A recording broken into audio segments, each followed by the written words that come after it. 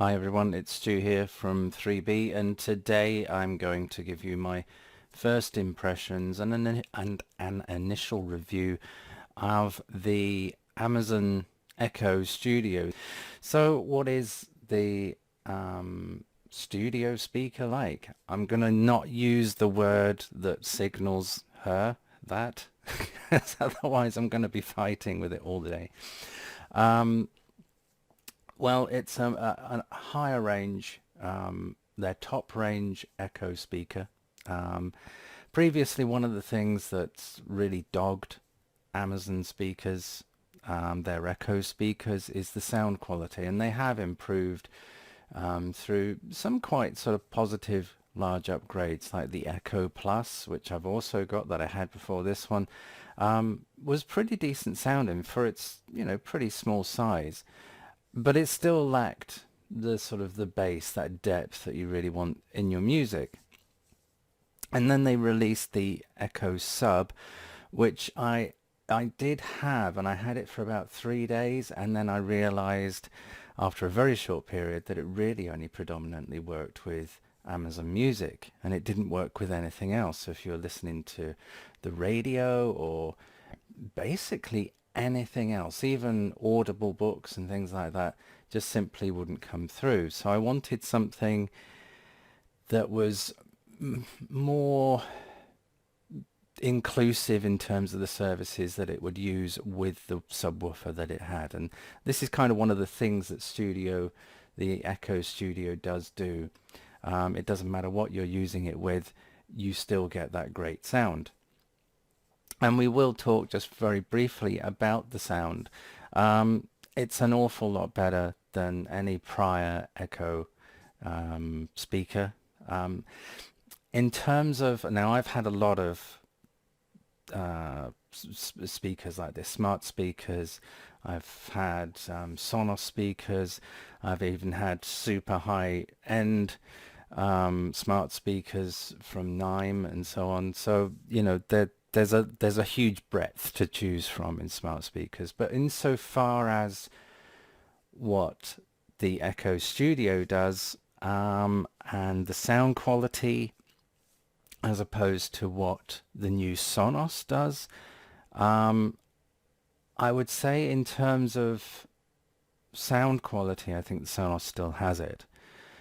The loudness and the Echo Studio is an awful lot louder. The bass is more sort of in your face, whereas in the Sonos it's more controlled. Not as loud, because simply there's not a real big sub in the Sonos sort of one. The upper range Sonos speakers, where you're spending a lot more money, yeah, it's going to sound a lot beefier, a lot better, but certainly on the low end.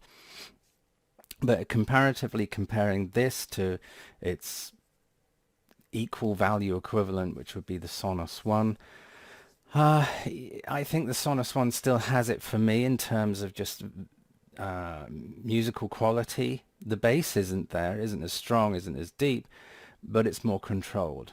Whereas the Echo Studio, it's an awful lot better than any prior Echo speaker, but the bass is a little bit flabby. It doesn't feel tight.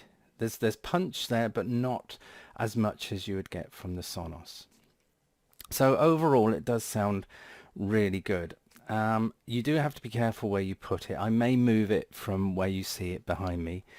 I think it's best served in a more open space than where I have it. It does say it has to be 15 centimeters away from any wall, and certainly nothing really above it. And it's there's a slight shelf above it. When you first get it, and you're setting it up, it will calibrate itself by sending sort of sound beams, much like when you're sort of setting up your home cinema. You'll get one of these little microphones and you can set it up and it will send sound bursts through each of the speakers. It's a little bit like this. It's a little bit like that, where it's sending sound bursts, and it's got mics, and it will listen to the responses and then gauge what wall is closer to the other one, what speaker needs to be slightly louder than the other, and so on, and also do various DSP effects. Now, talking of DSP effects, there is this 3D audio aspect that Amazon are sort of touting as the new wonder thing that their HD music service is providing. And it's a little bit gimmicky. It does fill the room a little bit more than what it would through just a normal sort of stereo track from their, any of their the tracks they have, but the Ultra HD ones sound really good. Yes and no. It's okay. It's all right to show off what it can do. In terms of whether I would listen to them more than normal tracks, probably not, because there's something about them that just feels a little bit off, a little bit weird when you listen to them. Obviously, I can't play you music through that and show you what I mean. And obviously I can't play music through it full stop and show you, because I'll get a copyright strike. But it does, if you get the chance to hear it and compare it to the same track, a normal stereo version of that same track, I still prefer the normal stereo version, although the 3D version is kind of impressive in terms of what that speaker can do to deliver that kind of room-filling aspect. And how it does that, it just utilizes the top speaker. There's a top speaker and three sort of smaller, three similar speakers surrounding it, and then the sub. And it combines those by trying to fire sound off various walls and so on. Much like it would if you're sort of using a Atmos setup, where you get those all-in-one Atmos systems and they fire up and it bounces off the ceiling. It's a little bit similar to that, and kind of as effective.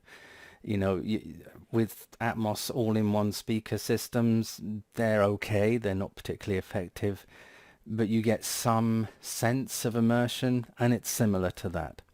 But with music, it just sounds a little bit off. So that's the sort of the key thing they're throwing at you is high resolution audio. It's predominantly best used with their HD music service. It's certainly a better sounding device. It's got more depth. It's a lot louder. It does fill the room better. It's super easy, like any Echo speaker, to set up. And if you've already had prior Echo devices and you agree to share that information in terms of your Wi-Fi information with Amazon when you're setting up an Echo device, and I think this is pretty cool, when Amazon sends you a new Echo device, you just plug it in, and providing it's all on the same network as you've used before, it will just automatically log in, do everything, set itself up, and be ready to use within a couple of minutes. If you've not done that, and this is your first one, and you're not sharing that information with Amazon, and I understand that concern, then you can easily just do it through the app. Now, of course, it doesn't just work with Amazon HD music. It works with Spotify, Deezer, TuneIn, Apple Music, and loads more. I won't go into the details about what she does, what she's capable of doing, because that's been done to death and everyone's pretty much aware of what you can do. But there is advantages to that. For instance, I've got it linked to my lights, I've got it linked to all sorts of things, so I can pretty easily say various things to turn things on and off, or do whatever. But overall, my initial feeling with this is it's a lot better. Obviously, it sounds a lot better. I had hoped the bass would be a little bit tauter, a little bit tighter, would be more controlled. But having experienced their Echo Sub, that was a little bit flabby and it lost control a little bit in the music. But overall, it is a great speaker, and one of the benefits is if you've had an Amazon account for a while, you can pay for it over several months, so you're not sort of throwing out £190 immediately. So would I buy one? Well, I have, yes. The question is, am I going to keep it? Yeah, that's the tougher question, really. It depends how much I'm going to use it, how much more I prefer it over the Echo Plus that I had and still have. It's downstairs. So we'll see. But for now, I like it. I like the sound it does. I'm not too keen on the 3D aspect. You know, it's a bit of a gimmick, I feel. But it certainly fills the room better than any prior Echo speaker, and it's certainly better and the best Echo speaker out there. And certainly it's on a par with, it's better in terms of loudness and space filling as the Sonos One, but the Sonos One still beats it on quality of sound. The Echo Studio, I believe, is a lot louder and just fills the room better and has a louder bass but is less controlled, whereas the Sonos is more controlled but not as much bass and sounds that little bit better. So those are my views. Let me know your thoughts. I will do a further update in maybe a month or so to let you know whether I have decided to keep it or not. For now, if you've not subscribed, please subscribe, give me a thumbs up, and don't forget to click the bell, of course, because you won't be alerted when I've done another video. Thanks again. I hope this has proven helpful, and I'll see you very soon. Take care.